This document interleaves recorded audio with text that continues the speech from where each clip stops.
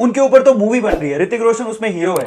And I was very very happy at that time जब ये movie का announcement हुआ। मैंने कहा यार वो एक रोल मॉडल है, उन पे मूवी बनना चाहिए। लेकिन आज से ठीक 5 से 6 दिन पहले हाइक पे मुझे एक मैसेज आया एंड आई गॉट सरप्राइज्ड कि उन्होंने ये सब काम किया। मैसेज क्या था कि उन्हीं के ही एक्स स्टूडेंट ने उनपे एक जनहित याचिका दर्ज करवाई है उनके खिलाफ, आनंद सर के खिलाफ, कि वो फोर्जरी कर रहे हैं रिजल्ट में। क्या है ध्यान से सुनिएगा। जब मैंने वो खबर पढ़ी तो मैंने कहा हाइक पे न्यूज आ रहा है, ये क्या आ रहा है। आई वो शॉक्ड। क्या लिखा हुआ था कि उन्हीं के एक्स स्टूडेंट है, उनपे फोर्जरी एक फोर्जरी का एलिगेशन लगाया है कि वो लोग वो जो कर रहे हैं अपने इंस्टीट्यूट में वो गलत, सारा कुछ गलत काम हो रहा है वहां पे।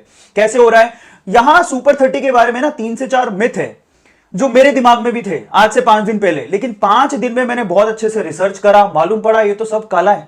एंड आई वो शॉक्ड। पहला मिथ क्या है, वो लोग 30 बच्चे पढ़ाते हैं, ये गलत है।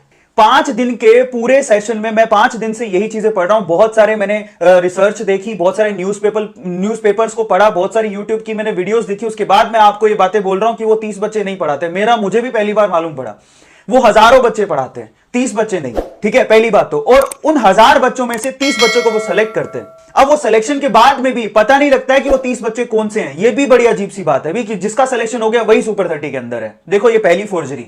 और दूसरी बात, जब वो 1000 बच्चे लेते हैं तो बिलीव इट और नॉट, हमें ऐसा था, दूसरा मिथ ये था कि वो लोग उनसे पैसा नहीं लेते, ये भी गलत है।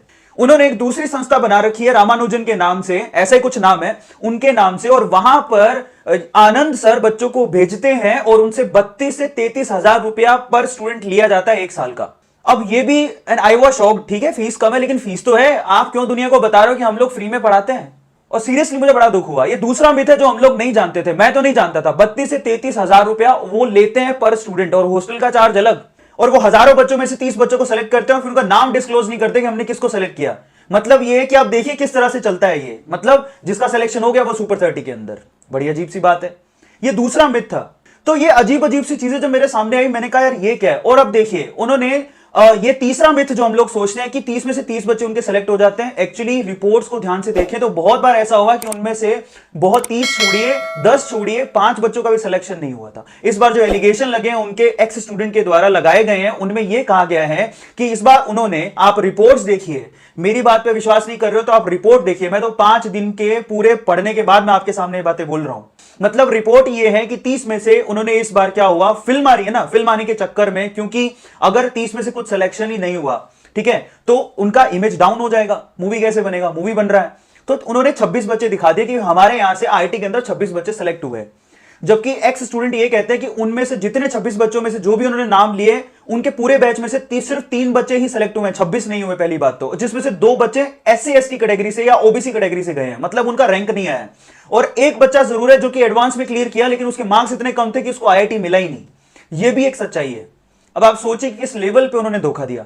मतलब उसके 128 के करीब मार्क हैं, 126 की कट ऑफ गई थी, उसे आईआईटी मिला ही नहीं।